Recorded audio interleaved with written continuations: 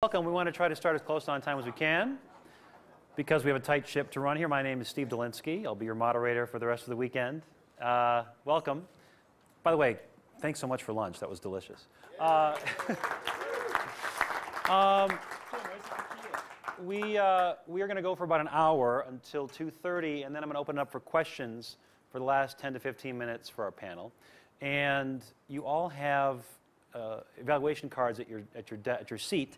If you would be so kind just to fill them out briefly on your way out. Amex and Baltz & Company do take into account your feedback and suggestions. The best example being they used to start these at 8:15 or 8:30 in the morning, and now they start at 9:15, which is great. So if you have any suggestions, ways we can improve the program, one of the bits of feedback I heard was, since we have these beautiful restaurant trade programs that people have worked so hard to put together with all of our panel's bios on it, I don't need to reread their bios to you. So I'm going to be skipping that portion today as well.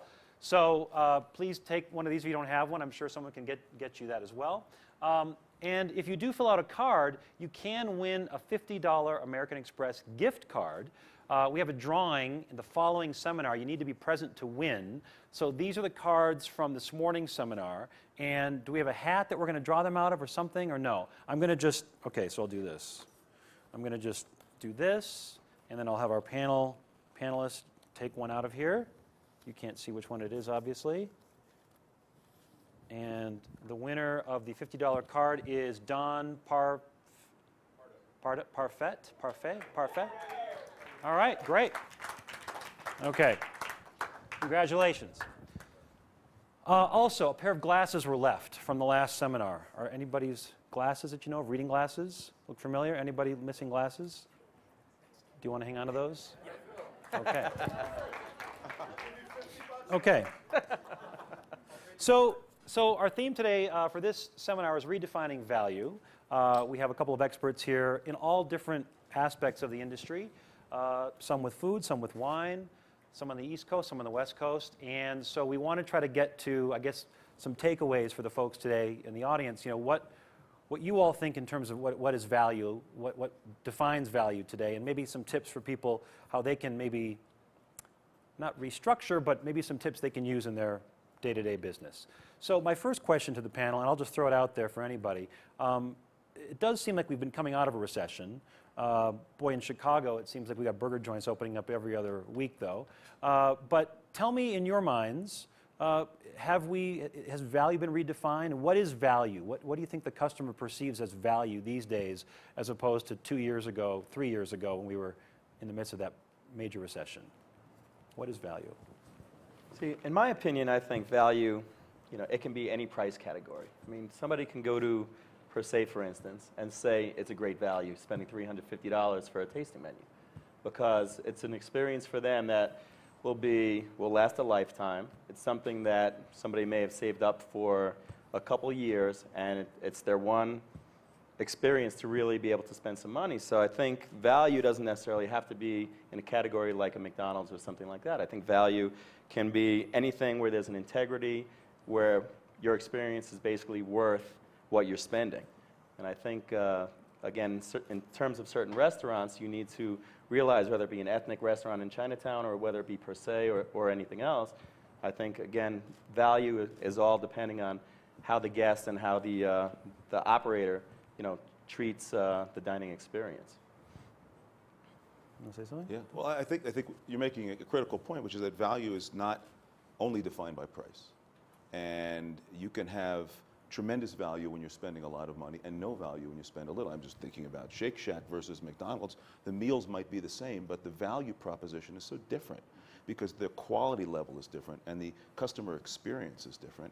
And it is really not about absolute dollars anymore. It's about a sort of a quotient where you factor in the quality of the thing that you're getting, whether that's an experience or a service or a good, and the price that you pay. And if it meets or exceeds your expectation, you have value, and if it doesn't, you don't. How do you, go ahead, Dave. I was just going to say that with the recession, in these times more than ever, and this really does pertain non-recessionary times too, but just unusually great quality and hospitality is what you're saying too, Ken, at really unusually reasonable prices. is really what the value is. Value hasn't changed over the years necessarily, but it's probably more sharpened than ever. And you have to look for those unusual opportunities to be able to stand out. It does seem like people have higher expectations, though, because they're so accustomed now to having food in, unique environments. The food has been raised, the bar's been raised. Levy Restaurants out of Chicago has made their whole business this sports entertainment marketing where they go into stadiums and they've raised the bar, so to speak, a little bit. It's not just nachos. So people have higher expectations, I think, whenever they're dining out. You have sort of met that. You have a fine dining place, Clio, but you've also offered some lower price point restaurants, right? People are coming in with higher expectations, though, for that food. Yeah, it's funny because people, again, integrity, I think, is the big word with value, because people will come into, I have a taqueria right outside of Fenway Park, and those people are looking for the same sense of a dining experience as people that are going to Clio, and they're spending potentially $10 as opposed to $150. And I think it's great because as a chef, I think it forces us, and as a restaurant operator, it forces us to really be at the top of our game for every level. And I think it leaves a big difference between a really powerful, successful operator who serves amazing food and an incredible experience, and somebody that really is an amateur and doesn't know what they're doing. I think it leaves some of those amateurs in the dust a little bit because, again, people are going to complain for a $5 taco or a $25 foie gras appetizer. And as long as you're doing it the way that you're supposed to do it, I think it's easy on my end, because you have to have that integrity. You want to say something? I would take it. I didn't know Ken had so much to say about this. He's actually smarter than I thought. Just because I don't have a tuxedo doesn't mean I'm not smart. Yeah, no, you're taking the words out of my mouth. I would take cheap tuxedo, by the way. Cheap, very cheap. You have my car keys. I would take it a step further and say that price has almost nothing to do with value. I would say that you're right, that it has purely to do with experience and what you're taking away from it. It's not for us or anyone to define what value is. It's purely in the eye of the consumer. It says, well, is this valuable? And I always like to, part of my business ethos to our staff is to always question daily, are we doing something that's actually valuable? And if you think of the word valuable, that's what we hang on to. We hang on to valuable memories, and we cherish and we lock up our valuables, and we want to keep and hold on to things that we perceive as valuable. So I think that our directive as restaurateurs and chefs is constantly, regardless of the price point, to ask ourselves, are we doing something that people will hold on to, remember, and want to experience again? I want to ask you about keeping your costs in line, too, because that's obviously important. You can't give a good value unless you can make some money as well. You were quoted in a story in USA Today saying, I want to do everything better, faster, cleaner, cheaper than any traditional kitchen. I never said that. No, I did, yeah. So you were telling me last night, you're really about editing. You gave me the sort of analogy with the Mac. Tell me about that a little bit, how you're able to cut your costs without really cutting quality at all. Well, this kind of speaks to if you're building restaurants, and I've built a couple of restaurants in the last couple of years, and I always get asked this question about my father's office concept in LA is people always ask, when are you going to open another one?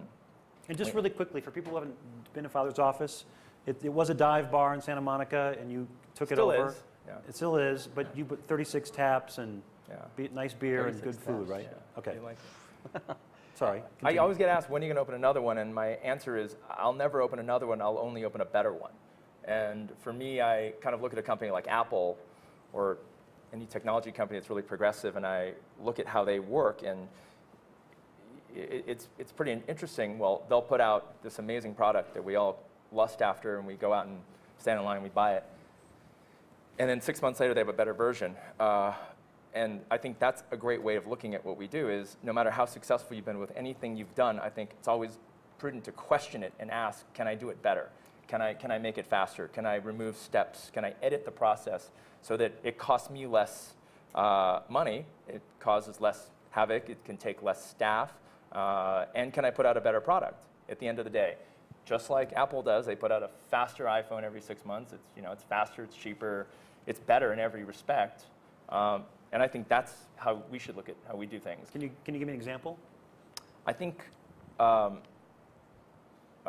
think there's a lot of copycatting in the industry. I think people like to copy success, but I rarely see people trying to look at something successful and ask, can we improve upon it? I get copied a lot. It's flattering, but I also think, well, is that smart, or why aren't you looking at, the mistakes I make? I also look at, how not to do things. So can you give me an example of something that you've done, though, to edit down what you're doing? Well, that's a whole nother seminar, but I'm going to get long-winded if you don't, cut me off. But we were take really your time. yeah. Some water, some vodka. Anybody need a restroom break? Yeah. Just at this point. About 4 years ago, we kind of helped pioneer the trend of wine on tap at Father's office. That's kind of become a national trend, and I was really upset about how so much wine was wasted by serving it by the glass. And the markup structure was really a crappy value for consumers. Your markup structure had to reflect not only the wine you were serving, but the wine you anticipated throwing away. So I just, as a restaurant consumer, I never want to drink wine by the glass because it's shitty and old, and I don't know when it was opened, and I know you're raping me for it. So I thought, how can I solve this? And we sell a lot of draft beer, and the inspiration was to say, well, why can't we serve wine like beer, where we have almost no waste? And we produced it, and I kind of conducted a 3-year geeky study on how to do it right, and we've successfully pulled it off. We've gone from 30% waste in wine by the glass in all my stores down to under 1% waste. Now, if you can do that for yourself, then you can return that, some or all of that back to the consumer. Now you can sell a $12 glass of wine for, say, $9 and actually make more money on it. You're a hero. But the flip side of that is, of course, your options are limited because there are only so many producers that allow you to do that. Well, 3 years ago, my options were very limited. Now, every day, everyone calls me trying to get me to buy wine on tap, or wine by the Because it bulk. And they want to do that because they can still make money, but it's less work for them to put it in bottles for you? Or? Well, the wine on tap thing is really like there's a win-win-win like down the line. The wineries save a lot of hard costs. On average, it's costing $20 or north of $20 to box one case of wine, 12 bottles. And by the glass, the consumer never gets the benefit of that package. They don't even see the bottle. So you have a pretty label, pretty capsule, pretty packaging. No one ever sees it. A waiter comes and delivers a glass of wine. So you're really, in essence, paying for packaging you're just going to throw away or recycle. So right off the bat, if you don't buy wine in bottles, you're going to save, the winery is going to save $20-some just for one case of wine. So right then and there, one of my kegs holds 2 cases. So I've saved $40 off the case, or off the price of, the equivalent of 2 cases of wine, right then and there. That's not including, the fewer deliveries, being able to buy in bulk, et cetera, et cetera. That's just the hard cost right then and there. That says, I'm not paying for packaging. You could reinvent the whole category of Chateauneuf de Pop. I'm going to see these things happening. Canned wine, that's the next Well, and since you're talking about wine, I want to ask you, obviously, you used to work with Bestsellers was your company. You sold to A&P, which you just also sold out of that as well. But that was an interesting juxtaposition because you had Bestsellers in the city, and then you took that to the supermarket, sort of mass consumer. And tell me about that process of making sort of that wine, the thought of it more valuable to people, a good value for the consumer, but still good for the business owner to still make money. Well, the interesting thing for me when I went from an urban street retail concept where I had 100 bottles that no one had ever heard of before, but were all priced at $15 or less, to a suburban big box environment where I had 2,000 bottles, some of which were commodities, some of which were wines that were unknown, and some of the things were in between. How could I create value propositions that were not only meaningful and resonant to my customers, but that were proprietary, that I could protect, that other people couldn't copy me on easily? Because at the end of the day, we all want to add value in some way to the experience of our customers that is unique and that is defensible. Otherwise, everybody would be doing everything that everyone else is, and there'd be no differentiation between what you do and what other hamburger places do, or what you're doing in your bar and restaurant, and what you're doing with all of the different restaurants that you have, and what I was doing with wine. So I wanted to decommodify the experience, and the way that I did that was by giving people all sorts of options in these large environments. So if they wanted to buy Budweiser, they could, and they wouldn't feel like that was a put down to the person who wanted to buy some little microbrew. And if somebody wanted to buy an alternative to a Santa Margarita Pinot Grigio for $11 instead of buying the commodity brand that they always default to, they could do it in this environment and there'd be no problem with it, no stigma that would be attached to it. And most people, when they go into big box environments, whether they're supermarkets or big box stores, they don't get much service. So I concentrated on service. That was my big point of differentiation. I wanted people to be treated as well in a big store as they were in a small store. And I was able to do that fairly well, enough so I upped the ante and raised the quality of the experience of people who were buying Bud and Santa Margarita and all the other cool things that we were selling, and it worked. And it was interesting to watch what happened versus what happened with A&P, because A&P was in a decline with their groceries, but we were the only division that went up. And they weren't spending money to have us promote this stuff. This was just common sense applied to the customer experience. Basically, applying hospitality to a retail experience where there was no hospitality Doing like a hand sell. Yeah. And it's a, So was it with training? I mean, did you go into? Yeah. I gave I gave everybody Danny's books, and we used that as a at a discount. We bought them at a discount. Good value. In softcover. But the idea of taking a big box experience and turning it into basically a restaurant experience without food was a novelty act that we turned into an important part of our business model. And it works. I got to tell you, it really works because people respond to nice. Yeah. And they respond to credible information that will make their purchase decisions, in my case in a store, that much more relevant to what they like with their tongues. And of course, quality is an issue too. Everybody wants to have quality. And David, I want to ask you about this. You know, with Shake Shacks, you started just in one little one in New York City. You've got a couple now. You've got some in other cities as well, and you're expanding beyond that region. How do you maintain that consistency? Because that's always going to be a challenge. You've got proprietary blend of beef. You've got certain quality products that are going to be better than like a big McDonald's and Burger King, obviously. How do you maintain the consistency and keep it high quality? There's no one thing. I mean, first of all, you have to hire great people. You have to train them and train them and train them yet again, and then keep following up with it, hold them accountable. All that's very important. But also look towards creating great systems, things, ways of operating that people understand, so it's very clear what they have to do to perform their job really well.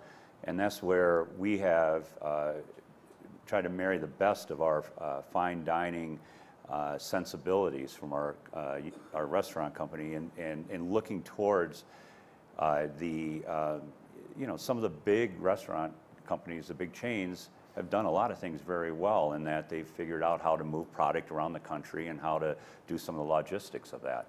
So trying to learn from them, but never stray at all from how we do business. And everything has to be just of the utmost quality. Are you using the same U.S. Union Square Hospitality playbook that 11 Madison would have versus, this burger flipper? No. Same culture, same way of doing business. Absolutely. Now it's a different job, but really at its core, when you just strip it right down, it's the same thing. It's about being community-minded. It's about being hospitality-driven, and it's about caring about the utmost quality in everything you do, and really having the whole experience in the restaurant experience, whether it's 11 Madison Park or Shake Shack or Blue Smoke or the Modern, is to just in everything in creating the restaurant and operating it every day is to do it in a very thoughtful and caring way, so that the chair you're sitting in right here is the right kind of chair for you, that you feel comfortable, or that the table width is the right proportion away from the chair to the product to all the methods of service. And would all the stores be relatively similar? Footprints are going to be different a little bit, but are they all going to be the same, as opposed to saying his next one is going to be an evolution? Well, you always evolve. If you don't evolve, you're going to die. So every restaurant that we have, you got to look at it as, well, what are you doing to improve it? Not even the new one, but what are you doing to improve the existing one you have? If you're not asking the management staff constantly when you come in, is like, what's new? What are you doing new? There's a very good chance that they're not going to be thinking about how they're evolving that restaurant. So how do you base your expansion plans for Shake Shack? And when do you decide write this down. how close, how close one space is to the other, or again, you had the one for a long time, and then you built such a cult following. When did you decide that it's time to start branching out, and where to open them up? Good Where to question. open? Big, yeah, definitely. You could be up there. Very good question. It's tricky. It's just really trying to understand the essence of what Shake Shack's about, and and it's very experiential. It's the whole experience of it, from the quality of the food and how people feel in a dialogue with us every day using us. So it's more of an experience. And then when we look for sites, for instance, we try to find sites that are on corners where they're at the center of the community that it's in. So if it's the Upper West Side, 77th and Columbus, we thought was the heart of the Upper West Side. Upper East Side at 86 and Lex, we thought that was a real focal point in the Upper East. Every one we've looked at. Madison Square Park, where it all began, that definitely was the center of that. So then it draws people in, and people want to be with people, and that is a big part of it. So if we go to recently we opened in Washington D.C., and we found that location after a couple years of looking in just south of DuPont Circle, for instance. So you're potentially looking in lots of other places right now, but you just haven't found that space yet. Once that ideal space comes up, then you jump. Right, it's the hard way of doing it. It's hard to expand quickly that way, but then the focus is more about the quality. So and the quality of the experience. And ultimately then that does work its way back to the value you're giving to our guest. But yeah, so we're looking for that. And the easy way to do it is to try to find what's available on the market and go plug it in there. But it doesn't add to the experience of what the business would be. And I can look at every one of them, whether it's bestsellers or what you're doing, Ken, or saying, it does have an impact. So would your price structure be different, say, if you open in Atlanta as opposed to New York, again, where people perceive value much differently? And for instance, if you're in Louisville, Kentucky, somebody will think $6 or $5 or whatever for a burger is too much. Where in New York, obviously, people have no problem with that. Sure. If you don't adapt to the city that you're going in, you're going to be making a big mistake. The highway is littered with failures out there where that was not paid attention to. And there wasn't the care that went into understanding what that city's like. So Aspen's going to be very different than what LA is, for instance, or what another place could be. And now, your menu online says $4.50 for a basic burger, I think, right? And that's Shack burger. all across the board, all of them? Shack burger. Well, very, very close. Not quite. Okay. For instance, we recently opened up in the Middle East, and there it's normal for the prices to be higher. It's just the way the cost structure is there. But also you need that, because that allows us then to bring the product, which is all the same as what it is here in the United States, and ship it over there, so the same experience can be had there. And there it comes with And either- that's considered quality experience then for that price. It comes with either a side or fries, or fills up your gas tank in the Middle East? Right. Yeah, there you go. So Ken, I want to ask you about your different concepts. So you've got Clio is your flagship. Within there, you've got and that's sort of French, Mediterranean, high... Contemporary French. Contemporary French. You've got Uni, a Japanese restaurant within that, and then you've got Italian, Mexican, all kinds of other concepts. But yet, people know your name as they associate high quality. So how do you keep that level of expectation with those lower price points and still make a living doing it, but still charge a fair price? Well, it's like David said. I think it's just having the same culture, from bringing what you do in fine dining to all the other restaurants, and having a team that believes in that. I mean, even lower end restaurants, actually, my chef in my taqueria makes as much money as my chef at Clio does, because I think it's a matter of having people just train everybody to be able to have the same experience, and just making sure that the whole team understands that culture. So again, it can be somebody having an omakase for $150, or whatever, but it still has the same exact culture from one Shake Shack to another Shake Shack to another. It's the same as a taqueria to a Spanish tapas restaurant to a Mexican restaurant to a steakhouse to Clio. And it's a lot of empowerment to the chef and to the general managers to make sure that that culture is brought out to everybody so they can understand the whole dining experience. But certainly it costs, I mean, labor cost, if you're going to be in a taqueria, like a Big Star in Chicago, they're making the El Pastor from scratch. They're butchering everything in-house. There are no shortcuts taken, and yet they're charging $3-4 for a taco, $3 for a taco. So you're able to do the same thing. You've got that labor cost. You've got to have skilled labor to do this, but yet you're able to keep those prices low. Well, it's not easy. I mean, it's definitely not easy. And being a chef and operator, I'm sure you have the same feelings, is that you have so much pride in what you do, and sometimes you don't make the smartest decisions because cost-wise, Never. Yeah, it's much cheaper to we can take shortcuts making carnitas. We don't have to make our own blood sausage. We don't have to make our own tortillas. But these are things you're paying somebody $13 an hour to make tortillas, and it's basically a freebie on every taco. But for me, that's the experience that separates one taqueria from another, is just the little nuances that and maybe not everybody understands it. But when I go to sleep at night, I know that I'm doing the best that I possibly can as a chef, and if my conscience feels good when I go to sleep at night, I think that everybody will have that same confidence, and I think, yeah, I could maybe make a little bit more money if I took shortcuts, but that's the way I operate. But Ken, I bet your restaurants, people spend a little bit more too, because you give them high quality. They want to eat more. They want to have maybe a bottle of wine instead of a glass of wine, or something of that nature, right? Doesn't quality kind of drive sales too? Oh, without a doubt, without a doubt. These guys all touched on culture and the importance of training. And that's, I think, very important if we're talking about value, because I don't think you can deliver value outwardly to consumers if internally you're not doing things that are adding value to your culture. If you're not giving valuable information to those who work with you, to retain great staff, loyal staff, if you do not pass down great information, valuable information that can help them move on. When I hire a new dishwasher, I always tell them, in a year I want you to be a prep cook.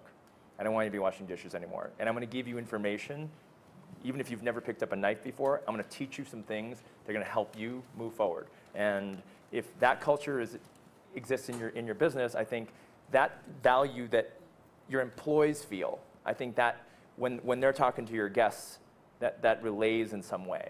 I don't think it works without that. So I like that everyone talks about that. Maybe tell that story you told me last night about the staff and the bow and the keeping things taut. Oh, Ken at the Turkish bath? No, not that story? No. Keeping them on their, keeping them on their that's toes. later. Again, back to the editing process of editing staff, if you have to. A lot of people look at Father's Office, the business model, because it doesn't have waiters.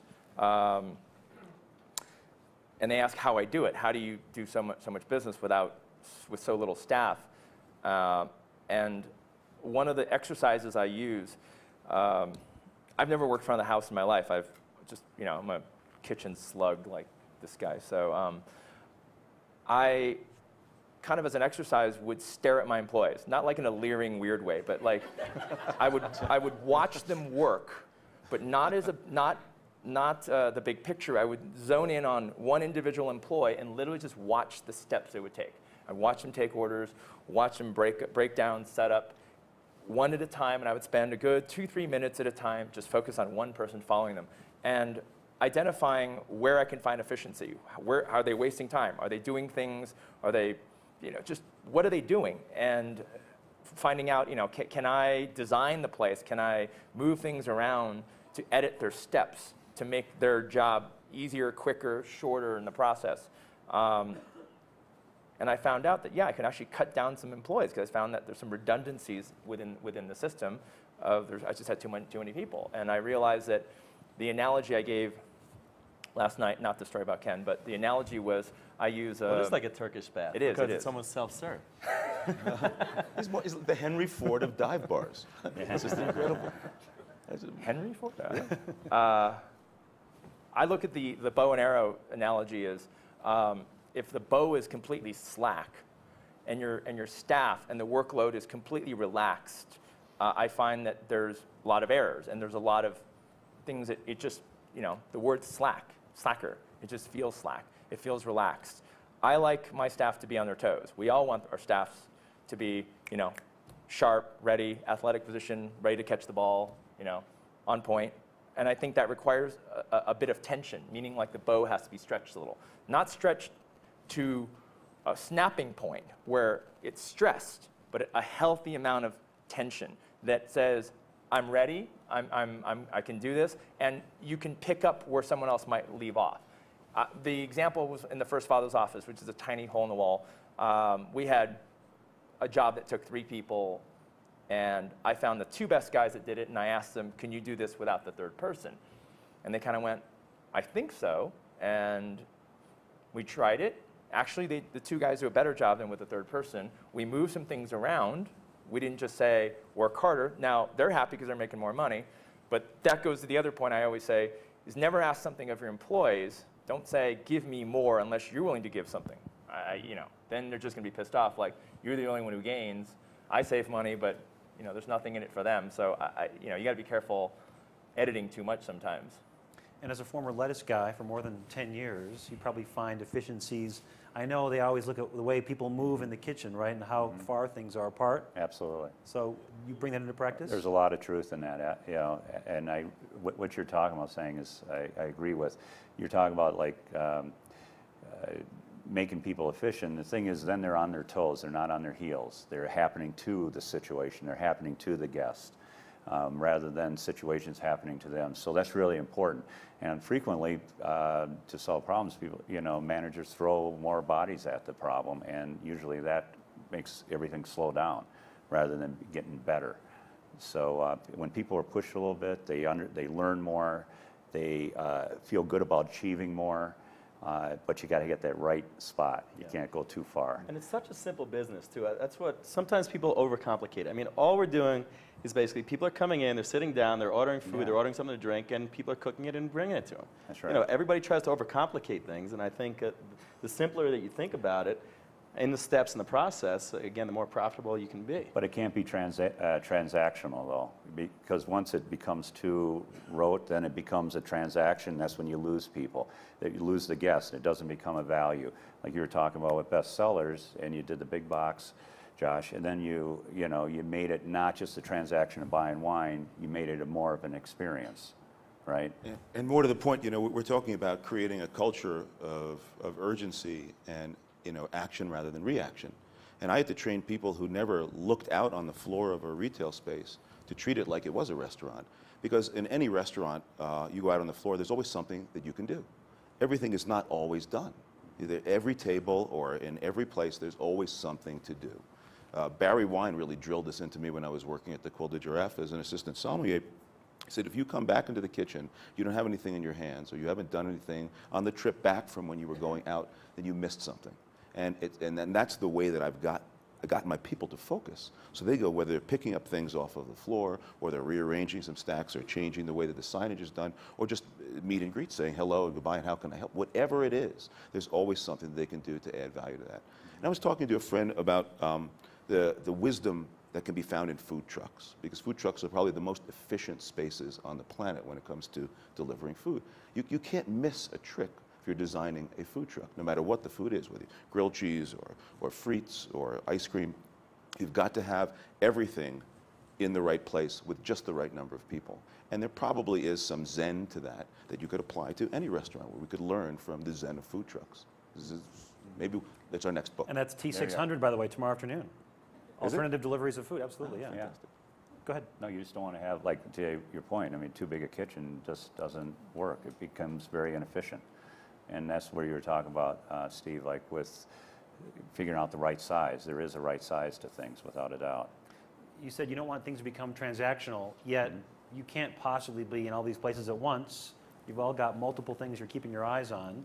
How do you make sure someone's eyes are there so that they know when it is becoming transactional, when you are going down a slope you don't want to go down, and how can you get in and quickly correct that, all of you? Having your key employees management team, well, and hourly staff have a sense of ownership. Creating that in any way that makes sense for your business. For Shake Shack, we've taken it as far as not only structuring a bonus system, compensation system for managers that mirrors like as if they're an owner, but also to the hourly staff, where 1% of the sales goes to the hourly staff. So they're all on the same page, building sales.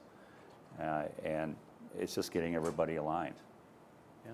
I have a system of, people say I'm really negative, which is really not true, but I have a system where management, when they come in, they're mandated to find 5 things wrong. I don't care how small it is, how big it is. You have to find 5 things. And if you cannot find 5 things wrong, then you're just not looking hard enough. That's the first order of business. And it's a way of creating a system of checks and balances, almost like an internal criticism. You have to work hard. If you're closing down the business, you have to impress the guy who's opening, because he's going to nitpick what you're doing. And that's how we kind of keep each other in check. And that establishes that it's not just you're answering to me, you're answering to each other. And I encourage people to always think outside the box also, because I want people to look, as you were saying, where you could compare 11 Madison to Shake Shack. You know, we could learn so much if we think about how food trucks are run, how airlines are run, how convenience stores are run, about any of these type of things. So I really want people to think outside the box and bring certain elements of creativity, and just because, again, we're always stuck, we're working so many hours in the confines of our one restaurant. I think sometimes you really have to think differently to come back into it and really analyze what's happening every day. Is there incentive for them, though? Is there something made incentive for them to do that? I mean, every restaurant's run differently, but I think you have to create that environment of creativity, and that's one thing that fuels all my restaurants is creativity. And again, so it's just not coming to work to a restaurant every day. That, again, on your way to work, you're thinking about different things. Are you all noticing the savvier customers, the people who just have much more knowledge of food and what they expect, and trying to rise to that occasion? Because, I mean, you know, from burgers to high end. Absolutely. Absolutely. They are looking, the whole food movement has been tremendous, I mean, over the years, and this keeps building every year. And I would say more people than ever, really it's important for them to associate with restaurants, certain restaurants. They look at it as a reflection upon themselves in a lot of ways. So there are a lot more, they're talking about a lot more amongst themselves. The social media has exploded it. There's all kinds of opinions then that are out there about every minute of the day, it seems like, about our restaurants. And that's a wonderful thing, you know, because there's interest then. People care about it. They're talking about it. It's better than if they weren't talking about it. And it gives us a lot to work with. Some of it you just have to take it in, though, and be able to think about it in the way that you can apply to it. Apply it to your business the most effective way. You guys agree? Your customers are more demanding, they're savvier, they expect more? They know, they have more information at their disposal. I don't know if they're necessarily smarter about it. I think it's great time to be in food. I think we should all, you know, embrace this, you know, movement of, you know, people showing great interest in what they're eating, and I think it's a great opportunity for all of us. I don't know if necessarily more information makes smarter people, but, you know, we definitely, you know, people ask questions now, more and more questions. Where, you know, what farm does this beef come from? You know, things like that. Yeah. People are concerned about the provenance of their ingredients. Is this organic? There's definitely, that part of it's definitely growing. The curiosity is definitely there. I think it's a desire. I don't think it's definitely, you know, 100% certain that they're better informed, but I definitely think they're seeking more information for sure. Yeah, and you know, the education is so vital, because people do think that they know everything sometimes. You know, just because they see the Food Network and, you know, they're watching Ming Tsai on TV, they think they know everything about, you know, East-West food or something like that. And again, it's just, so it's difficult. That's why you really have to educate these people, and, you know, they might see whatever. They could be watching anything and they think that they understand something, whether it be even slow cooking or sous vide cooking. You know, people, the texture of a chicken, they might say, oh, this chicken's undercooked or this lobster's undercooked. And I'm sure it's happened, you know, to a million people when you cook sous vide. And it's about education. It's about saying, this is a different style of cooking it. This is how we treat it. And it's a different lobster. It doesn't have to be tough and rubbery as a boiled lobster that everybody has, when they go to Maine during the summers or something like that. Yeah. There is a downside to this increasing sophistication, and that is the goddamn bloggers who take pictures of everything in restaurants, especially when they have flashes on.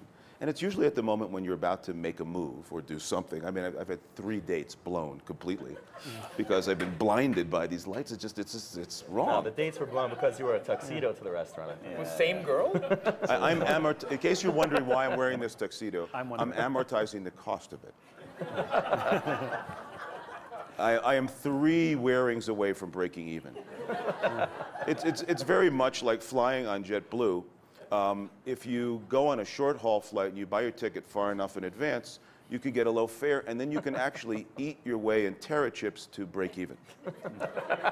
So you get 4 or 5 bags, and you stuff another 4 or 5 in your pouch when you leave, and then there you are. You can make a small profit. This is how Josh defines value. That's it. He is the low-fare sommelier. It's true. He is. For JetBlue.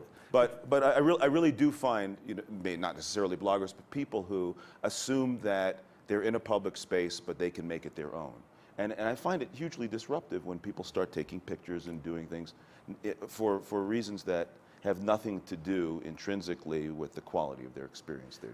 They're documenting it because it's really the dark side of social media. And there is a dark side. Yeah, I mean, people, but in some ways, the thoughtful ones, I mean, they're not all the dark side, but the thoughtful ones are taking photos and then disseminating the information and passing it along and sort of spreading it virally, marketing-wise, for what your product is. Does that matter to you? Do you care? Yeah, it's annoying as shit, like he says. It's really annoying. We have an open kitchen election, and like every 5 seconds, there's a freaking flash going off in my face, and it's annoying. However, you must always remember they're taking pictures of you and your food, and they're putting it on their blog, and they're doing nothing but a service for you.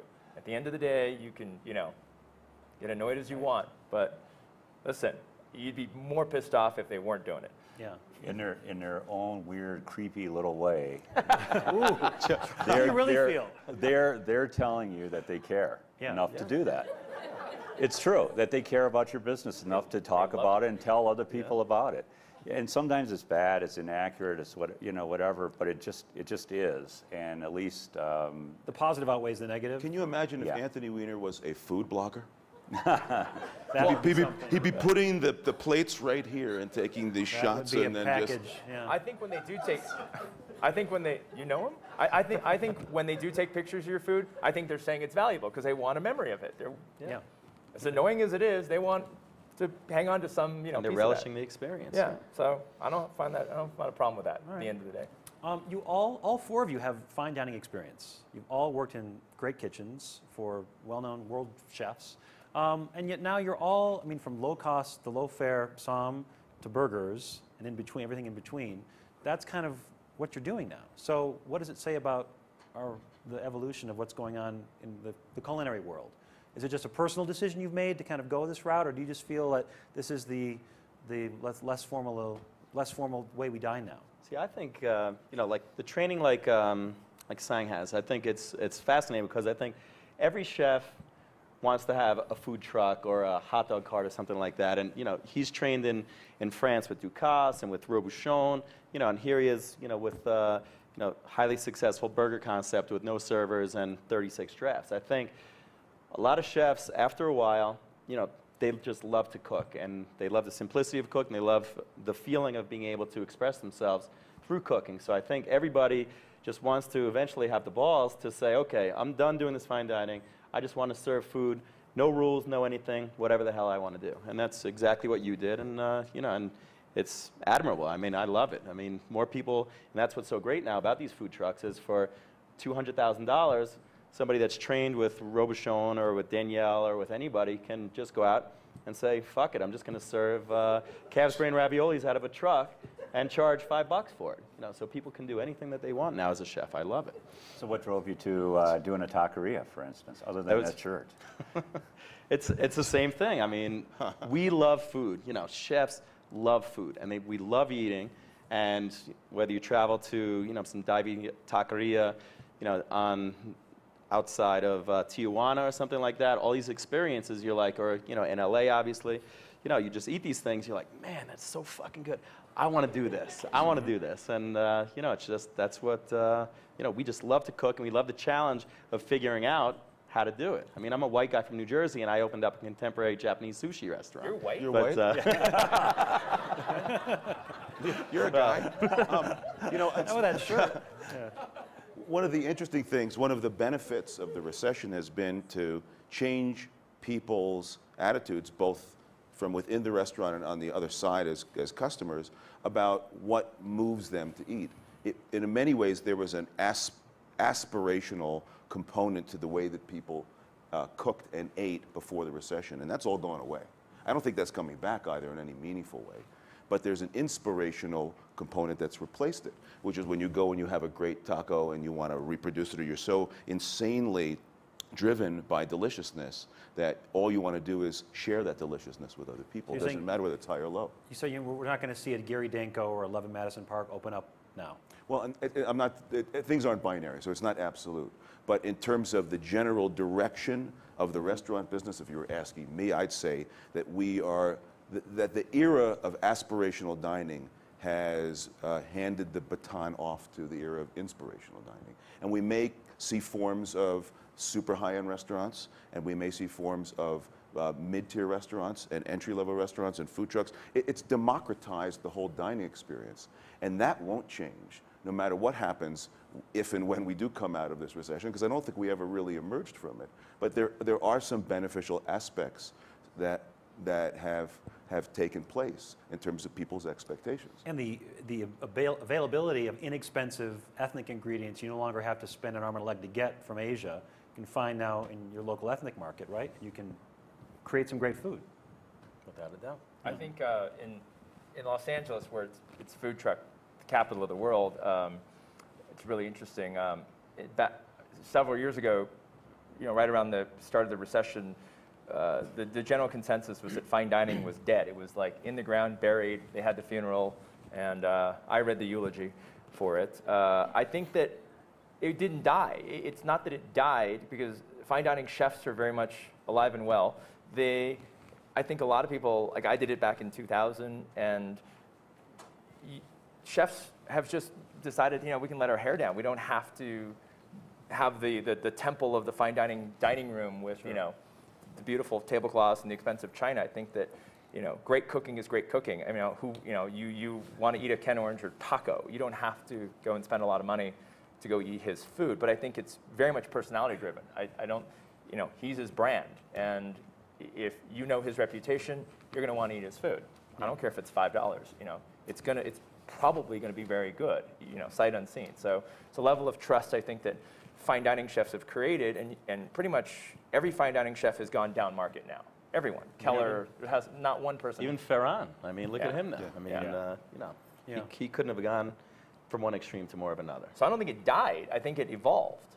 I just think it evolved. Yeah. I think it just took a shift, one direction or another. It's still fine. It just made it. I don't think it just looks like it used to. I don't think it's the dead, quiet restaurant that our parents and grandparents used to eat in. I think that fine dining looks and feels different now. You can wear sneakers with tuxedos now. Yeah. That's cool now. Yeah. Last question before I open up for questions. This is kind of a tease to our T600 tomorrow, because you were sort of alluding to different places that food's being delivered. You mentioned food trucks a couple of times. What do you see as the next evolution of where food's going to be served? I mean, you're serving pretty good wine on airplanes. You mentioned LA County is a big food truck area. Are there other places? I mean, Citi Field is, Yeah, ballparks definitely. You're starting to see better food in airline terminals now. And this is the whole movement too, of people really only have a finite amount of time. And before it was like, well, you can't have good food in a finite amount of time. Well, now you can. You can have a taco at this point in time, and it could be really good. Or it could be running off on a plane and jumping on a plane and actually getting something really good that you want to eat. And so it is going to be different places like that. And it used to be that museums didn't have good food. Now museums have good food. but of course I feel gouged at a museum or at a stadium when I'm having above average, better than nachos and hot dogs, but I don't want to spend $20 for a No, sandwich. you don't. But see, that's the thing is and it gets back to the value, is when we went into Citi Field, we looked at it, and what Drew did too when he was in Citi Field, looked at it as that we all looked at it as, let's add something to the whole dialogue of what ballpark food is. And if you give them high quality product, you charge a reasonable price, and you can convince the ownership of the team not to gouge people and do a fair price, people will spend more. And the spend per guest there, per fan, went way up. So even if they don't sell out at Citi Field, you still do good business. Still do the business. They go there. I mean, we hear people going there and it's sort of like going to Wrigley Field. You don't go there for the baseball. Right, that's for sure. That is for sure. Did everybody see Danny's pitch the other day on Tuesday?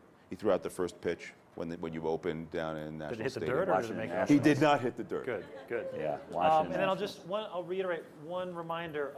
All these seminars are going to be seen online 15 minutes after they're finished. Restaurantbriefing.com. So if you hear a great nugget and you want to tell somebody back home, hey, restaurantbriefing.com, we'll have the video for the whole seminar. 15 minutes afterward. Okay, how about some questions from the audience? A couple people, yeah, right in front, Howard. And just maybe say who you are and where you're from. Howard Greenstone, Rosa Mexicano. I'm just curious, as we've hit this economic slide over the last couple of years, whether your message to your staffs has changed as far as the value proposition, or has it always stayed the same? Have you had the same message before the economic slide as you do now? It's always been the same for me. It's never changed. I don't think value or the desire to deliver a great product at a fair price, I think that's a constant directive. There's no good economy, bad economy. If you're doing the right thing, it transcends trend or this period. Delivering a great product is not trendy, and that's the thing. We talk about value. It's not temporary. I think it should be pervasive throughout your entire business ethos. You have to find value in what you do internally. Like, I hate happy hour, for instance, because I think, well, if you're going to sell a $10 drink for $5 between 5 and 7, I think that's a shitty proposition. It's just saying that your drinks are really only worth $5. And I look at it as not gaining $5 I wouldn't have gained. I look at it as I'm paying someone $5 to drink a drink. So I don't believe in discounting. I think you should why don't you spend that money, make a better drink that someone's willing to pay $10 for at any hour. So the answer is, doing good work is never something that's temporary. I think it's always good economy, bad economy. We've been through in LA, I mean, the whole country, 9/11 and all kinds of weird acts of terrorism and natural disasters. And in LA we went through riots in '94 and Malibu fires, and we've had our share of horrible economic challenges. And those who deliver consistently great product and not discounted either. I look at Houston's. Houston's is expensive. And they're packed because there's a perception of value. They're really consistent. They have great systems. So I think it doesn't matter whether we're in a bad economy or good economy. I don't think you should even pay attention to that, frankly. You also don't allow substitutions on anything, right? That's a different subject. I'm not going to talk about that. You're just trying to make me look like an asshole. So I'm not going to let you do it. By the way, you better like hoppy hours. Okay, you see that up We're there? going to have a beer after. We'll Okay. have a beer after this. Yeah. There's a good happy hour across the street. Really? Any other questions? Yep, over here. Right behind you.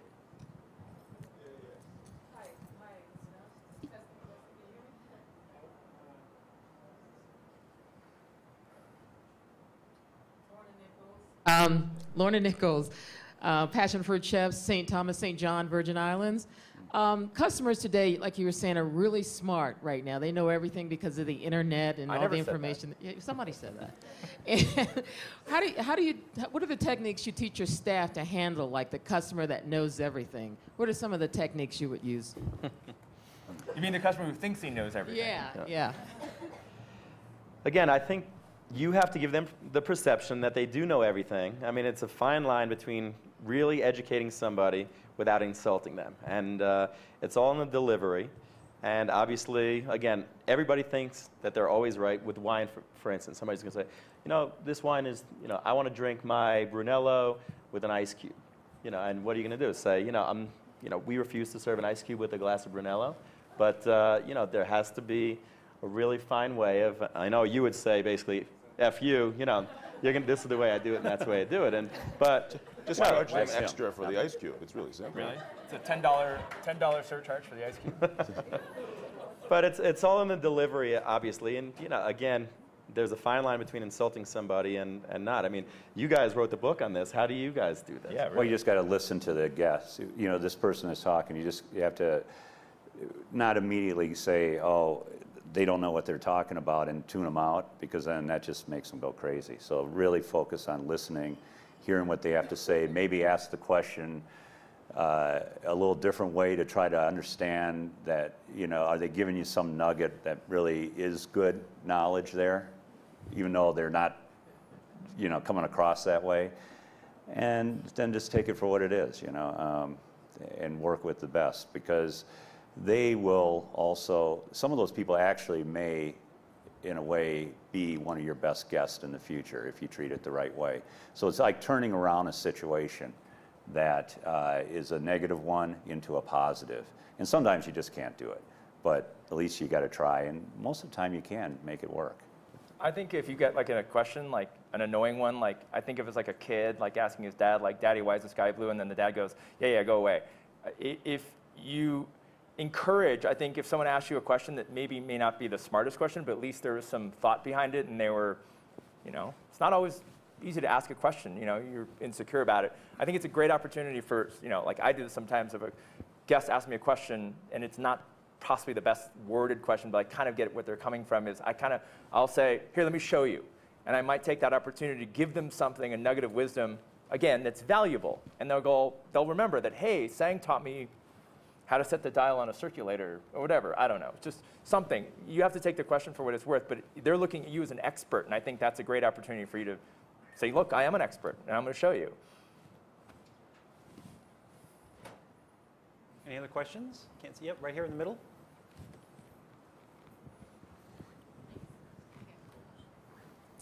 I'm Kelly Thompson, and I live in LA, a personal chef and caterer. And I was wondering about how Ken was saying, you know, you went to to eat a taco and you just want to recreate it.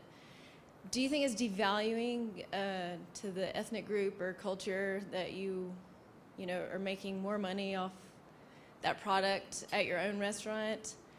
Kind of like an example is like Wolfgang Puck at Chinois that does, you know, Chinese food, and he's Austrian. Like, do you find that like kind of devaluing? Not necessarily. I think we as trained, superstar, amazing, good-looking chefs, you know, Modest too. Modest, yeah. We have an understanding of food that I think a lot of these people's, like a Mexican grandmother, I mean, they're amazing cooks, and they make some great tacos, but they may not know where to get, you know, they may use some beef that we would never use in a million years in a taco. And so I think we bring a certain level of expertise, or we may, you know, balance out, again, there's authenticity to a certain extent, but we may make a salsa, for instance, and say, you know what, tamarind would be interesting in this salsa to make something a little more sweet and sour, where somebody in Oaxaca, Mexico would never in a million years think about using tamarind in a salsa. So I think, you know, we bring certain nuances that, that make it different. So I don't, you know, I don't feel that I'm taking anything away from a divey Mexican restaurant that's, you know, in a certain part of town, because what I do is my translation of what I think, you know, it should taste like. Also, I don't think what he does takes away from anything that the ethnic community is doing. I think it's more paying homage to something. I think it's like someone like Ken saying, I think the taco, something as humble as a taco, is really important, and it's worth my time to go explore it deeper and to put my spin on it and make it more interesting. So I think that's actually paying it quite a bit of respect. And the one thing that's common between all of it is whether it's somebody who's done this for years, who is like, you know, a Mexican mom that just is really good at that, and or you Ken or saying, is that it's the integrity of the ingredients, the knowledge of the ingredients. That's the baseline, and it's whatever you do with it from there. I think really makes the food sing. And I used to work at Xinhua, and that's not fucking Chinese food. But you could also say someone like Rick Bayless, who's a gringo from Oklahoma, who grew up in a barbecue family, went to Mexico and lived and worked for years, and then created a Mexican restaurant in Chicago, of all places, and now has raised the bar, and so everybody in Chicago knows what mole manchamanteles is, as opposed to most gringos in the country. So, I mean, in some ways, he's, like you say, pay homage. They've raised the bar, and they've taught more people to respect that food. Yeah, it brings great attention to the foods that you may not think of as important. I don't think it devalued. Well, first of all, it's not Chinese food, but I think it's awesome. Like, I'm not a white guy from New Jersey, but I kind of helped, kick the can over about the gourmet burger. I was charging $14 for a hamburger when, people were like, "You're fucking nuts. I'm going to pay you $14 for a hamburger." And now everyone charges Hubert that Keller, Bobby Flynn, they're all doing burger. Yeah. So $14? Yeah, man. Well, but it's a 4-ounce Try that at burger. Citi Field. It's this big. I know what you're saying, but I get your point, but I don't. You disagree? I don't think Wolfgang. But the dining public always has the choice. If you want to eat a $60 lobster Shanghai lobster dish, or you want to go San Gabriel Valley and have the real one for 10, that's your choice. But you're paying for a chef's interpretation. You're not going to get the celebrity chef spin on something. But that's the beauty of it. That's the beauty of it, is that you can get a taco off a truck, or you can pay Ken a lot more money. $14 for one taco. $14 for a taco. I had My name is Van Tuck. I also work for Flash Inc. out of LA. One of the first dishes I had when I moved to LA was actually the FO burger, and I've had it many times since then. You got to stop. You're gonna have a heart attack. It's definitely I had to slow down for a long time. It's definitely one of those things, though, that during my time there has sort of become one of those staples of Los Angeles, which is definitely a hard thing to do in any city, for sure. My question for you is what practices do you have in place for an item that's in such demand that you have to have them coming out constantly? How do you make sure it's the exact same dish every day, each order, each hour, when the bread trucks come on different delivery dates and the meat comes and you got different kitchen shifts? What practices do you have in place in that restaurant to ensure that the dish is the same each time it comes out? And that may not be a realistic expectation, which of course we probably know that's not exactly the case, but how do you get it as close as you can? Yeah, well, that's it. There's no such thing as perfect. It's never exactly the same. Food ingredients vary. Bread is not always the same texture day to day. Meat is not manufactured. We're talking about produce. There's always going to be variables in your products. We process a couple hundred, 200-300 pounds of onions in a day. Onions are sometimes sweeter than others. The way we produce as consistently good a product as we try to do on a daily basis is systems. I look at restaurants not as, I don't know, they're not places I look at as a place to throw a party, or I don't look at it that personally, but I look at a restaurant as a manufacturing plant. It has a hospitality end on it, but as far as when you walk through the kitchen door, it's like the assembly line at Boeing, as far as I'm concerned. To ensure quality, there has to be processes, checks, and balances that with very, very narrow parameters and tolerances. And you have to establish those things up front. You have to set those, you are being, the kitchen is operated by people. So people are going to be good mood, bad mood. But if you take away the variables, as many as you can, I study something called Six Sigma. It's a design language, something, it's kind of geeky. You do a lot of geeky shit. Yeah, I do, yeah. It's about removing defects from process. If you achieve Six Sigma, you technically only have 3.1 defects per million opportunities. So the answer is, this is very geeky, sorry, but I try to remove the opportunities for people to fail. Because the weakest part in any system is the human. It's going to fail more often than your oven or your spatula or any piece of equipment you have. So again, the job is to make the job as easy and understandable and repeatable for the human being as possible. That's the long/short answer. But not having robots, how do you keep these people motivated? I do have robots. To be making, what? I haven't been to your restaurant, but is it a big menu? Do you only have burgers? I mean, how do you keep these people excited about cooking? What do you sell? 500 burgers a day? I mean, Yeah, a lot. Are you answering the question? I'm asking you. How do you keep people excited to cook 500 burgers a day? We pay them a lot.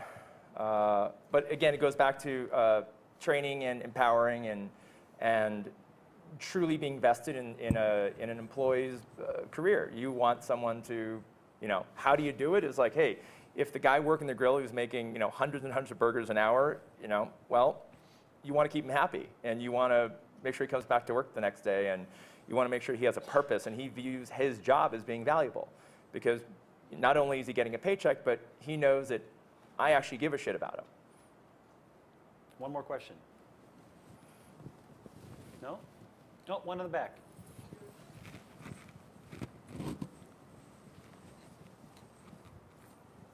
Thank you.